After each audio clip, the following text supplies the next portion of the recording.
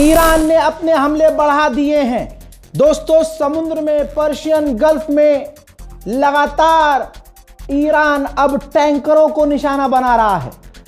मतलब नहीं है ईरान को कि किस देश का टैंकर है, जो भी स्टेट ऑफ हुर्मुज में आ रहा है ईरान। तस्वीर देखिए, समुद्र में एक ऑयल रिग है, यानी समुद्र से तेल निकालने की एक फैक्ट्री आसान भाषा में। वहां पर ईरान का बिल्कुल सटीक हमला है और ये यूएई का ऑयल रिग है।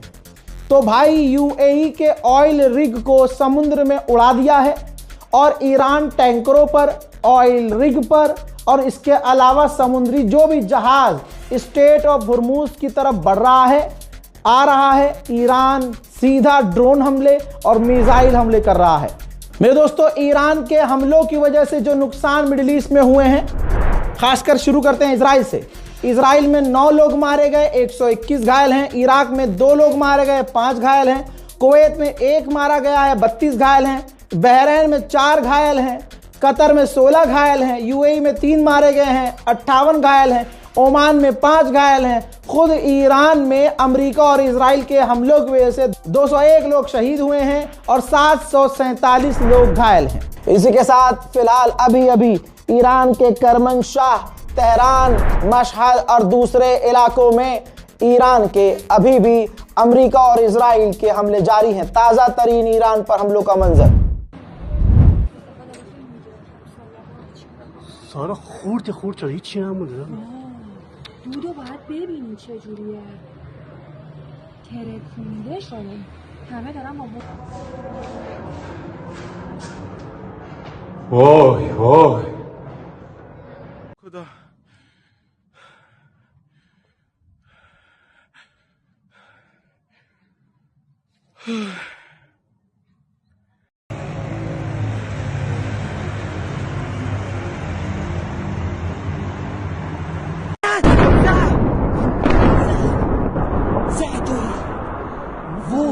موشک رو دیدی؟ این همونجا بود. وای بازم خورد. الان می وای داره میزنه. وای خدای من، خدای من. بیا بریم رو برو.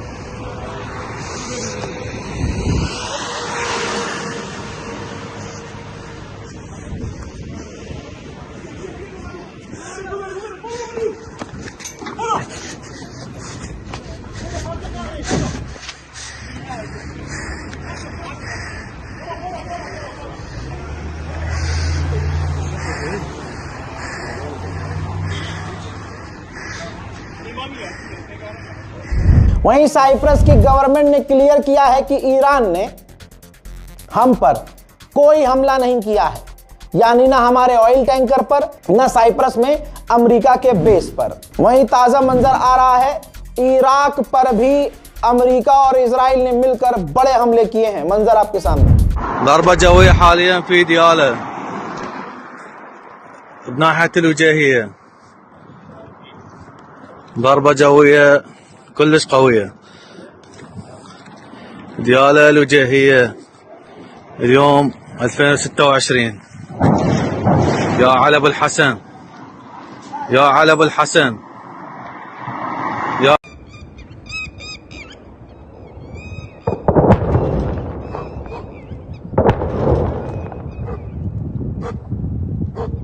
يا رب استرك.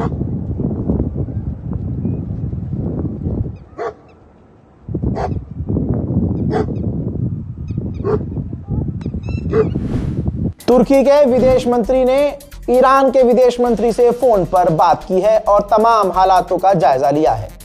इजराइल ने बयान जारी करके कहा है कि अभी भी ईरान के पास 2500 खतरनाक मिसाइलें हैं। ईरान से मेरी यही रिक्वेस्ट है कि 2,500 से 2,500 एक साथ इजराइल पर ही दाग दी जाएं। हजरात, नॉर्थ कोरिया भी भड़क गया है। नॉर्थ कोरिया के किम जोंग उन ने अमेरिका और इजराइल के हमलों की सख्त निंदा की है। यही तो बात है, निंदा ही कर सकते हैं, साथ मैदान में देने कोई नहीं आता। ब्रिटेन ने अपने मिडिल ईस्ट में रह रहे बरतानिया के लोगों से कहा है कि परमानेंट अगले आदेश तक अंडरग्राउंड रहें, शेल्टर में रहें। इजराइल के डिफेंस मिनिस्टर ने कहा है कि हम जब तक ईरान पर हमला करेंगे जब तक हमें लगेगा कि हमें जरूरत है। हजरात, यही काम ईरान को करना चाहिए।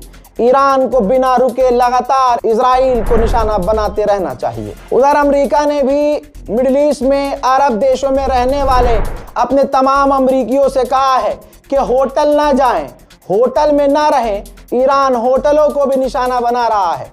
छुप कर रहें, शेल्टर में रहें, जमीन के नीचे छुप जाएं। हर एक खबर को मेरी ध्यान से सुनिएगा, एक एक जानकारी पक्की है। अब तो आपको यकीन हो ही चुका होगा, किसी को कंफ्यूजन है तो उसको भी कंफर्म हो गया होगा। पेज़ेश्कियान, अल्हम्दुलिल्लाह पेज़ेश्कियान, ईरान के पूर्व राष्ट्रपति पेज़ेश्कियान जिंदा हैं। उनका पहला बयान हमले के बाद आया है। उन्होंने अमेरिका और इजराइल के खिलाफ नाराजगी जताई है, निंदा की है और कहा है कि ईरान के जो सिविलियंस अमेरिका इजराइल ने मारे हैं, हम इसकी निंदा करते हैं। हजरात, इसका मतलब यह है कि ईरान के राष्ट्रपति जाहिर सी बात है जिंदा हैं और इस वक्त सेफ हैं और सरकार के साथ इन्वॉल्व हैं। और अभी भी कमाल यह है, इस मुद्दे पर कोई ध्यान नहीं दे रहा है कि ईरान के सुप्रीम लीडर को शहीद कर दिया गया, लेकिन शहादत से पहले सुप्रीम लीडर ने कई दिन पहले कह दिया था अपने बयानों में कि अगर मुझे कुछ हो भी गया तो हमारी रिजीम नहीं गिरेगी। वही हो रहा है ईरान। अब ये देखो ना कौन जीता। अरे जीतने वाला, तवज्जो दीजिए, जीतने वाला सड़क पर होता है या जमीन के नीचे? दुनिया अपनी आंखों से देख ले। मूत पीने वाली कौम भी जरा आंखें खोलकर देख ले। हमें पता है तुम खुश हो, लेकिन हमें यह भी पता है कि तुम एप्स्टीन फाइल वाले हो। तुम्हारा बाप अमेरिका को खुश करने के लिए नाचता है और हमारा बाप शहादत कबूल कर लेता है कि मर जाएंगे लेकिन अमेरिका से कोई डील नहीं करेंगे। हजरात, सोचिए जीता कौन है?